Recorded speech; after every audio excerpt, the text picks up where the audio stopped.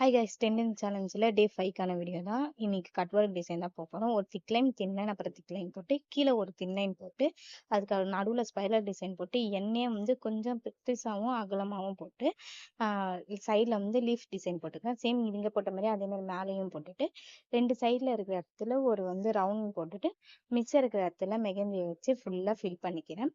மெகந்தியை இதில் ஒரு டிப்ஸ் இருக்குது. மெகந்தியை வந்து ரிலீஸ் பண்ணணும், வச்சு தேய்க்கக்கூடாது. இப்போ கீழே சேம் அதே மாதிரி ஒரு தின் லைன் போட்டு திக் லைன் போட்டு இந்த டிசைனையே நான் முடிச்சுக்கிறேன். கட் ஒர்க்கு பொறுத்த வரைக்கும் 80% டிசைன் இருக்கும், 20% மெகந்தியால் ஃபில் பண்ணியிருக்கணும்.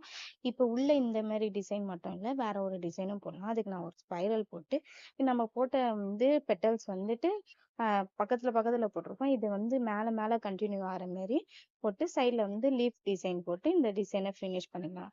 இந்த வீடியோ உங்களுக்கு பிடிச்சிருந்துச்சுன்னா என் சேனலை சப்ஸ்கிரைப்